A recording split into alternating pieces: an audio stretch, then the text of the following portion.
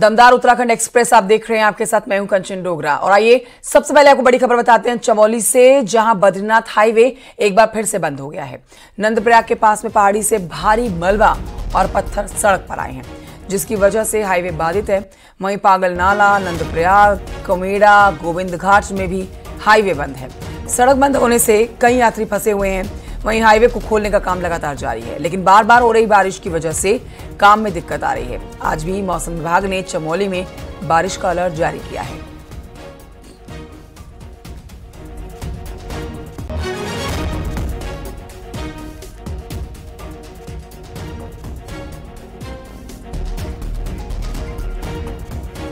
और आइए नितिन सेमवाल के पास चलेंगे, जो इस समय हमारे साथ लाइव मौजूद हैं और जानकारी देने के लिए। नितिन सेमवाल, जानकारी दीजिए कि देखिए बार बार हाईवे बंद हो रहे हैं, यात्री परेशान हैं, साथ ही हाईवे साफ होने के बाद फिर से पहाड़ी से बोल्डर पत्थर नीचे आ जा रहे हैं, तो इसका कोई पुख्ता उपाय निकालना तो मुश्किल है। लेकिन फिलहाल की अपडेट दीजिए, क्या रास्ता साफ कर लिया गया है? कई जगह जो हैं वो इस समय बाधित हो रखी हैं सिर्फ और सिर्फ बोल्डर और पत्थर आने की वजह से। जी, निश्चित रूप से अगर देखा जाए तो बद्रीनाथ राष्ट्रीय राजमार्ग पूरे मानसून सीजन में कई जगहों पर बाधित हुआ है और लगातार बाधित होता रहा है। अभी भी अगर बात करें तो कमेड़ा से लेकर बद्रीनाथ धाम तक कई जगहों पर बद्रीनाथ राष्ट्रीय राजमार्ग बंद हो चुका है, जहां पे मशीनें लगाकर मलबे को साफ करने का काम शुरू कर दिया गया है। लेकिन सबसे बड़ी बात यह है कि लगातार जैसे बारिश हो रही है तो अचानक सड़क पर मलबा आ जा रहा है, जिससे थोड़ी सी मुश्किल हालात जरूर नेशनल हाईवे पर पैदा हो रहे हैं।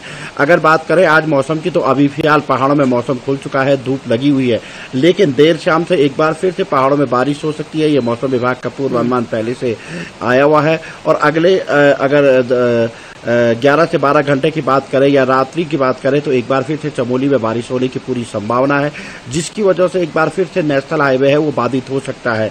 प्रशासन का कहना है कि जहां पे भी सड़क मार्ग बाधित हो रहे हैं वहां पे यात्रियों के लिए अब व्यवस्थाएं की जाएगी, उनके लिए लंच बॉक्स की व्यवस्था की जाएगी, ताकि यात्रियों को दिक्कतों का सामना ना करना पड़े, क्योंकि ये वो इलाके हैं जहाँ पे मार्केट का एरिया भी नहीं है, जहाँ पे केवल पहाड़ी रास्ते हैं। तो वहाँ पे जब यात्री फंसते हैं तो उन्हें काफ़ी दिक्कतों का सामना करना पड़ता है। ऐसे में प्रशासन का कहना है कि उनके लिए वहाँ पे पैक लंच भेजने की कोशिश की जाएगी। लेकिन दूसरी सबसे बड़ी बात यह है कि अभी प्रशासन का पूरा फोकस यह है कि जो नेशनल हाईवे 4 से 5 जगहों पर बाधित हुआ है उसको समय रहते ही ठीक कर दिया जाए, क्योंकि यात्रा अब धीरे धीरे चल रही है, चाहे हेमकुंड की हो या बद्रीनाथ धाम की हो। यात्री लगातार ऋषिकेश से बद्रीनाथ धाम की तरफ भी आ रहे हैं, तो ऐसे में यात्रियों को ज्यादा असुविधा न हो, इसका भी पूरा ख्याल प्रशासन के द्वारा रखा जा रहा है। जी शुक्रिया आपका नितिन सेमवाल, नजर बनाए रखिएगा खबर पर। और आइए बढ़ते हैं आगे। उत्तरकाशी में भी गंगोत्री यमुनोत्री हाईवे बंद हो गया है। इस पर आपको संपूर्ण जानकारी दे देते हैं कि गंगोत्री के पास पहाड़ी से मलबा आने से गंगोत्री हाईवे इस समय बंद है, यात्री परेशान है। यमुनोत्री हाईवे जर्जर घाट के पास में मलबा आया है और पत्थर आने से बंद हो गया है। दोनों हाईवे बंद होने से यहाँ पर यात्री फंसे हुए हैं। बीआरओ पीडब्ल्यूडी की टीम सड़क को खोलने के काम में जुटी हुई है।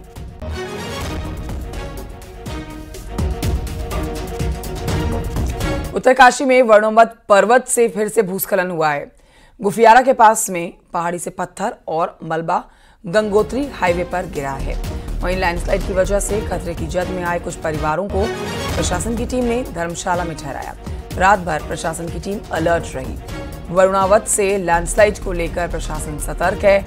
आपको बता दें कि कुछ दिन पहले भी वरुणावत से भूस्खलन हुआ था, जिसके बाद प्रशासन की टीम ने वरुणावत पर्वत का जायजा लिया।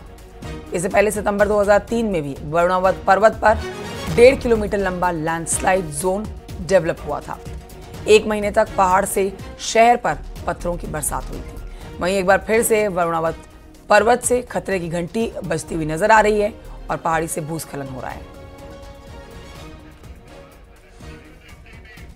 बलबीर परमार हमारे सहयोगी और जानकारी देंगे। बलबीर, ये चिंता की बात है पूरे प्रदेश के लिए कि वरुणावत पर्वत से भूस्खलन बार बार हो रहा है। पहले भी हुआ है, लेकिन अब इस बार फिर हो रहा है। इस पर क्या कुछ आज होने वाला है? क्योंकि देखिए पीछे हमने देखा है कि सर्वे भी इसके ऊपर किया गया था, एक्सपर्ट्स की टीम भी यहां पहुंची हुई थी, लेकिन अब एक बार फिर से गुफियारा के पास में पहाड़ी से पत्थर और मलबा गंगोत्री हाईवे पर गिरा हुआ है। बिल्कुल, जो बलनावत पर्वत है बफर जोन में इसे रखा गया है और जिस तरह से भूस्खलन जोन इसमें एक्टिव हुआ है तो काफी मलबा और पत्थर ऊपर अटका हुआ है, जिस कारण जब बारिश हो रही है तो ये मलबा पत्थर नीचे आ रहा है और इसकी बड़ी मात्रा में आने की आशंका जताई गई है। और जब बारिश तेज हो रही है तो जो जिला प्रशासन के जो अधिकारी है, एसडीआरएफ है, एनडीआरएफ पूरी तरह से अलर्ट मोड पे नजर आ रहे हैं। कल रात जिस तरह से तेज बारिश हुई उसके बाद सभी आपदा कंट्रोल रूम में अलर्ट मोड में नजर आए। जो एसडीआरएफ की टीम थी, जो बीआरओ की टीम थी और जो एनडीआरएफ की टीम थी, सभी गश्त करते नजर आए और एहतियातन के तौर पे 32 परिवारों को नोटिस भेजे गए हैं कि आप जो ये जगह है खाली कर दें और जगह इनकी व्यवस्थाएं बनाई गई है, जिसमें 10 परिवार और जगह ठहरे हुए हैं। तो कह सकते हैं कि जिस तरह से मलबा और पत्थर फिर से एक बार गंगोत्री हाईवे पे गुफियारा से होते हुए आया है तो चिंता की बात है। और लगातार जो जिला प्रशासन ने नजर बनाए हुए, जिला अधिकारी ने जो टीएचडीसी है वहां पत्र लिखा है कि जल्द से जल्द जो सर्वे है इस जहां पे भूस्खलन जो एक्टिव हुआ वहां पे किया जाए ताकि जो जरूरी कदम है वो समय रहते उठाए जा सके, क्योंकि जब भी बारिश हो रही है तो ये पहाड़ दरक रहा है। हालांकि स्थिति अभी सामान्य है, पर अगर तेज बारिश होती है तो कहीं ना कहीं चिंता के विषय, क्योंकि एक बड़ी बस्ती इसके नीचे बसता है और जिला मुख्यालय, एसपी कार्यालय से लेके एक बड़ी आबादी बलनावत पर्वत के नीचे रहती है। तो अगर इसी तरह से भूस्खलन का एरिया बढ़ता रहेगा तो कहीं ना कहीं शहर पे खतरा मंडरा सकता है, जिसको लेके लगातार जो प्रशासनिक अधिकारी है रात भर हमने देखा कि आपदा कंट्रोल रूम में बैठ के नजर बनाए रखे और जरूरी दिशा निर्देश अपने ही अधिकारियों को देते नजर आए। जी बलबीर परमार, बहुत शुक्रिया आपका जानकारी के लिए। और आइए बढ़ते हैं आगे रुद्रप्रयाग से खबर, जहां पर पिछले कई दिनों से लगातार हो रही बारिश के चलते केदारनाथ पैदल मार्ग पर कई जगह पर बोल्डर गिरने का खतरा बना हुआ है। सोनप्रयाग से गौरीकुंड के बीच में पिछले महीने क्षतिग्रस्त हुए हाईवे को अभी तक दुरुस्त नहीं किया गया है। ऐसे में यहां भी कई जगह पर स्लाइडिंग जोन से पत्थर गिर रहे हैं, जबकि चिरबासा में बोल्डर और मलबा आने से श्रद्धालु बड़ी मुश्किलों में आवाजाही कर पा रहे हैं।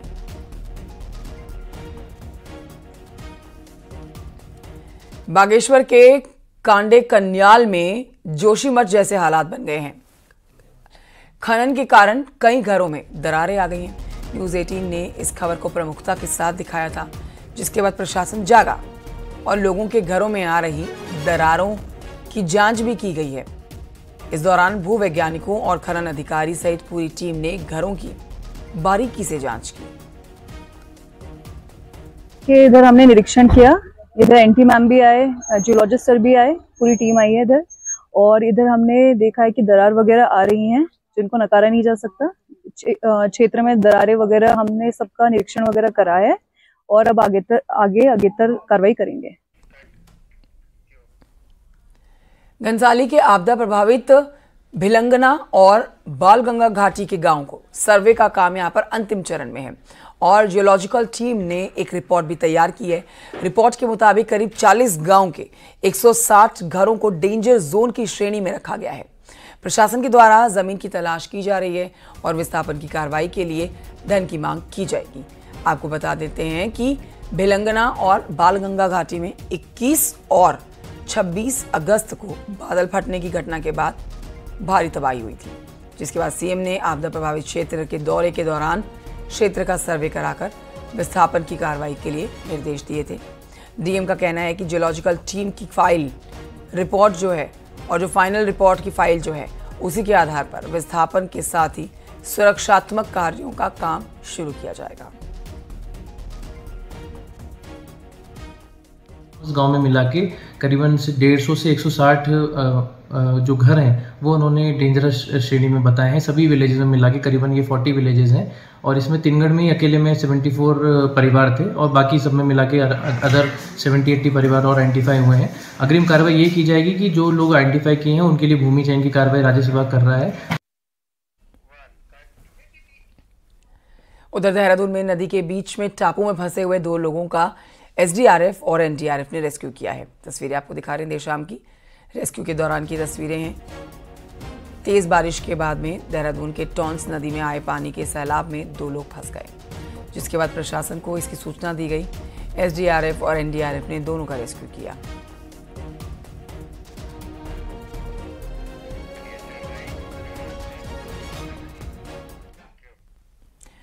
केदारनाथ उपचुनाव के लिए अभी तारीखों का ऐलान नहीं हुआ है, लेकिन बीजेपी ने बड़ा फैसला लिया है।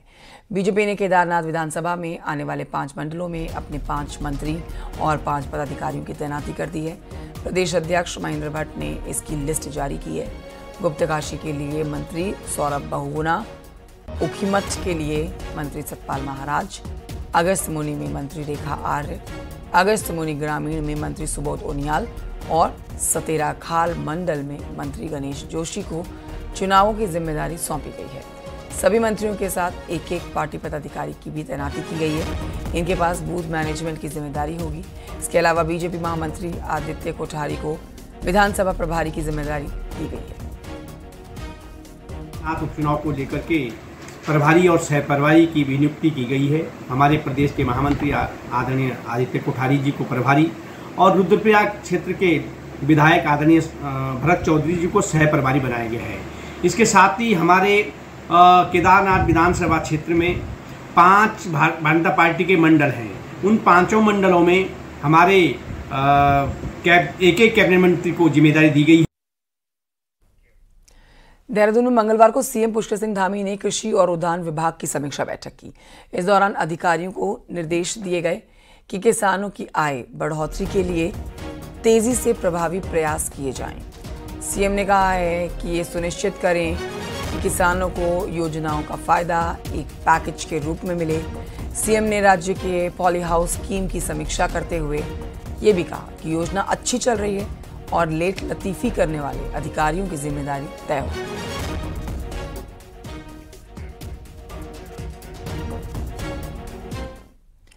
मंगलवार को मुख्यमंत्री पुष्कर सिंह धामी देहरादून में आयोजित जागर लोक संस्कृति उत्सव में शामिल हुए। इस मौके पर सीएम धामी ने एक किताब का भी विमोचन किया और प्रीतम भरतवाड़ को उत्तराखंड को लेकर और उत्तराखंड की लोक संस्कृति का एम्बेसडर बनाया। सीएम धामी ने जागर अकादमी के जरिए युवाओं को इस दिशा में जोड़ने के लिए भरतवाड़ के प्रयासों की तारीफ की।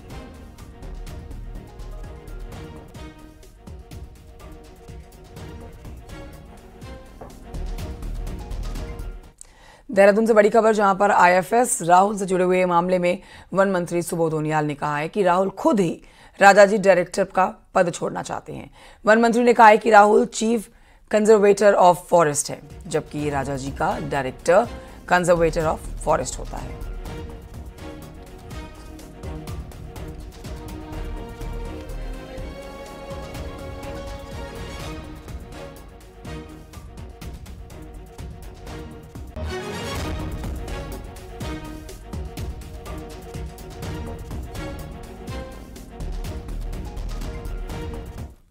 बढ़ते हैं आगे, आपको बताते हैं बीजेपी से जुड़े बंगाली समुदाय के नेता और सरकार में दायित्वधारी उत्तम दत्ता ने अपनी ही पार्टी के विधायक मुन्ना सिंह चौहान की एक टिप्पणी को लेकर उनसे माफी मांगने के लिए कहा है। दरअसल गैरसैंण विधानसभा सत्र के दौरान मुन्ना सिंह चौहान ने नगरपालिकाओं और नगर निगम में ओबीसी आरक्षण को लागू करने के तरीके को लेकर आपत्ति जाहिर की थी। चौहान ने उदाहरण के तौर पर कहा है कि तराई में रह रहे नमो शूद्र बंगाली समुदाय को शेड्यूल कास्ट आरक्षण क्यों नहीं मिला। इसको लेकर सुप्रीम कोर्ट का हवाला दिया गया, जो बंगाली समुदाय को नागवार गुजरा है। इधर बीजेपी संगठन का कहना है कि मुन्ना सिंह चौहान की टिप्पणी को बंगाली समुदाय ने शायद गलत समझा है। इस गलतफहमी को दूर किया जाएगा।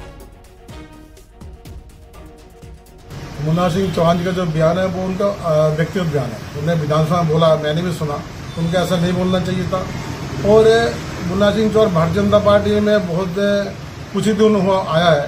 पहले वो उत्तराखंड जनवादी पार्टी में थे, उस पार्टी का भारतीय जनता पार्टी में विलय हुआ। तो मैं समझता हूँ जो भारतीय जनता पार्टी का जो मूल विचार है, उस विचार से अभी तक मुन्ना सिंह चौहान उससे जो है भली भांति परिचित नहीं हुआ। मुन्ना सिंह चौहान जो कहना चाहता हूँ कि आप भारतीय जनता पार्टी के विधायक, आप इस तरह का बयान न दें, अपने बात को सुधारें। और आपने जो ये गलत बयान दिया, इसलिए हमारे समाज से उनको जो है माफी मांगना चाहिए। मुन्ना सिंह चौहान जी का जो बयान था, जिस परिप्रेक्ष्य में था, उसको ठीक प्रकार से वहाँ पर रखा नहीं गया है। मुन्ना सिंह चौहान जी ने कहा कि उत्तराखंड के अंदर जन्म लेने वाला जो व्यक्ति, चाहे उसमें बंगाली समाज से जो ओबीसी क्षेत्र में आते हैं, लेकिन उनका उस बालक का जन्म, उस व्यक्ति का जन्म उत्तराखंड राज्य में हुआ है तो वो उत्तराखंड की ओबीसी श्रेणी में आएगा, उसका प्रावधान करने की आवश्यकता है। प्रदेश में महिला सुरक्षा के मुद्दे पर पूर्व मुख्यमंत्री हरीश रावत ने बीजेपी पर निशाना साधा। रावत का कहना है कि दुराचार की घटनाओं में लगातार हो रही बढ़ोतरी दुर्भाग्यपूर्ण है। साथ ही रावत ने यह भी आरोप लगाते हुए कहा कि दुराचार की घटनाओं में बीजेपी नेताओं के जिस तरह से नाम आ रहे हैं उससे साबित होता है कि सत्ता के नशे में छोटे से छोटा और बड़े से बड़ा नेता पूरी तरह से डूबा हुआ है। कैबिनेट मंत्री रेखा आर्या का कहना है कि कांग्रेस के आरोप निराधार हैं। जहां भी महिलाओं के साथ गलत होता है पुलिस सख्त कदम उठाती है। देखिए कि उनके दो दायित्वधारी, एक सांतरसा में एक गरीब विधवा हरिजन की बेटी के साथ सामूहिक बलात्कार और हत्या के मामले में वांटेड है, और अब ये दुष्कर्म के मामले में एक और दायित्वधारी पर आरोप लालकों में लगा है जो गंभीर है, जो अत्यधिक गंभीर है। तो ये इनके सत्ता का नशा इनकी ऊपर छा गया है। और इसमें कोई अपना हो पराया हो, मैं समझती हूँ कि सरकार का जो दायित्व है वो ठीक प्रकार से निर्वहन हो रहा है, और कहीं पे भी किसी प्रकार की यदि कोई ऐसी बात जो कि एक महिला हो या बालिका हो जिसको लग रहा है कि मैं संबंधित से यदि असुरक्षित हूँ, वो मामला दर्ज करवाने का भी राज्य सरकार के साफ डायरेक्शंस हैं। राज्य में एकाएक महिला अपराधों में बढ़ोतरी हुई। दुष्कर्म से लेकर लव जिहाद तक का मामला सामने आया। सड़कों पर महिलाओं की सुरक्षा को लेकर आवाज बुलंद की जा रही है, तो अब हाईकोर्ट में भी ये मामला पहुंच गया है।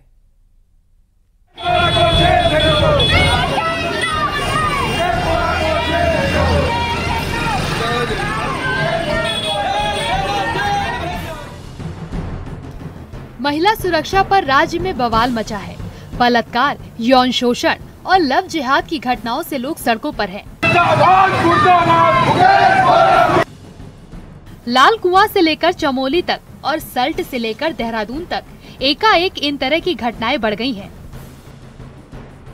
जिसके बाद अब हाईकोर्ट में महिलाओं की सुरक्षा को लेकर याचिका दाखिल हुई है, जिस पर कोर्ट ने याचिकाकर्ता समेत सभी से सुझाव मांगे हैं।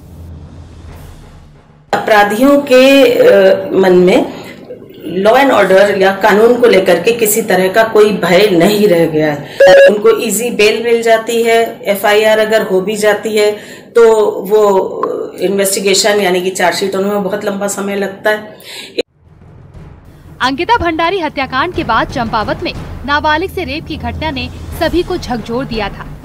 वहीं हाल ही में रुद्रपुर में नर्स की हत्या हुई तो देहरादून बस में रेप का मामला भी सुर्खियों में रहा है। उधर चमोली के नंदनगर में लव जिहाद जैसे सवाल उठे और नैनीताल के बेताल घाट और सल्ट में बलात्कार की घटना हुई। नैनीताल जिला प्रशासन ने अब टास्क फोर्स बनाई है जो शराब ठेकों के आसपास और गांव में खाली पड़े प्लाटों के अड्डे पर नजर रखेगी। साथ ही स्कूलों में बच्चों को भी जागरूक किया जाएगा। एजुकेशनल इंस्टीट्यूशंस हैं सरकारी और निजी, उनमें बालिकाओं से बात करके उनको अपने शहर के कौन से एरियाज जो है वो असुरक्षित लगते हैं या वहाँ जाने में डर लगता है, उन सब का एक चिन्हीकरण करेगी, उनकी एक लिस्ट बनाएगी। उन प्लेसेस पर विजिट करके उनका वेरिफिकेशन करेंगे कि वहाँ किस कारण से असुरक्षा है। हो सकता है वहाँ अंधेरा रहता हो सकता है वहाँ कोई लिकर शॉप हो सकता है वहाँ कोई खाली प्लॉट पड़ा हो जिसमें अराजक तत्व बैठते हैं। बहरहाल महिलाओं की सुरक्षा को लेकर देश भर में ही सवाल उठे हैं।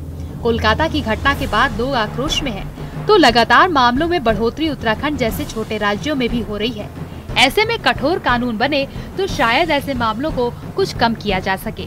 न्यूज़ 18 के लिए नैनीताल से वीरेंद्र बिस्ट की रिपोर्ट। और आइए बढ़ते हैं आगे, निकाय चुनाव की बात करते हैं। देखिए, निकाय चुनाव की तारीख भले ही अभी तय नहीं हुई हो, लेकिन राजनीतिक पार्टियां अभी से इसकी तैयारियों में जुट गई है और ग्रामीण क्षेत्रों में अब आज़ाद समाज पार्टी और कांग्रेस सेंधमारी कर रही है। वहीं उत्तराखंड में बीएसपी के कमजोर पड़ने के बाद आज़ाद समाज पार्टी अपने आप को मजबूत करने में जुटी है, तो वहीं कांग्रेस का कहना है कि कई निकायों में उनके चेयरमैन हैं और हरिद्वार नगर निगम में भी मेयर भी हमारा है। इस बार भी मजबूती से चुनाव लड़ेंगे और चेयरमैन के साथ मेयर की सीट जीतने का काम करेंगे। जो अभी निकाय चुनाव आ रहे हैं, इन चुनाव में हम जो है अपनी पार्टी के प्रत्याशियों को बड़ी मजबूती से इस बार चुनाव में उतारने वाले हैं और हमारी टीम लगातार फील्ड में वर्क कर रही है, लगातार सदस्यता अभियान हमारा जारी है। अब जब भी चुनाव सरकार कराएगी, जितने भी हमारे हरिद्वार में जितनी भी नगर पालिकाएँ हैं, नगर पंचायत हैं, नगर निगम है, देहरादून हरिद्वार में भी हमारा नगर निगम मेयर हमारी महिला जो है वहाँ है, हम तमाम जगह जीतने जा रहे हैं। पहाड़ की 10 बड़ी खबरें देखिए पहाड़ टॉप 10 में। लैंसडाउन के रिनकी खाल में आयोजित हुए तहसील दिवस में गुलदार की दहशत का मुद्दा उठाए। तहसील दिवस में 66 शिकायतों में 30 का मौके पर निपटारा हुआ। Nainital highway bar association, high court bar association की चुनाव समिति की बैठक हुई है, जिसमें चुनाव अधिकारी ने 1282 वोटरों की लिस्ट जारी की। अल्मोड़ा के सोमेश्वर में नहाते समय 2 लोग नदी में डूब गए थे, जिसमें पुलिस ने एक को बचा लिया जबकि दूसरे की मौत हो गई है। नैनीताल में अंतर स्कूल बालिका फुटबॉल प्रतियोगिता का सेमीफाइनल हुआ, जिसमें बीएसएस-बी की टीम ने मोहनलाल साय की टीम को हराया। ऋषिकेश एम्स में भर्ती घायल पत्रकार योगेश डीमरी से हरिद्वार के सांसद त्रिवेंद्र सिंह रावत ने मुलाकात की है और हर संभव मदद का भरोसा दिया है। बागेश्वर के कोसानी में हरीश रावत का कांग्रेस कार्यकर्ताओं ने स्वागत किया, जिसके बाद कांग्रेस कार्यकर्ताओं ने बीजेपी का पुतला फूंका। कोटद्वार में फैली अव्यवस्थाओं और समस्याओं को लेकर पूर्व सैनिक संगठनों ने सरकार के खिलाफ अपना आक्रोश जताया। नई टिहरी पीजी कॉलेज को श्रीदेव सुमन का कैंपस बनाए जाने सहित 10 सूत्रीय मांगों को लेकर छात्रों ने कॉलेज गेट में तालाबंदी की और प्रबंधन के खिलाफ नाराजगी दिखाई।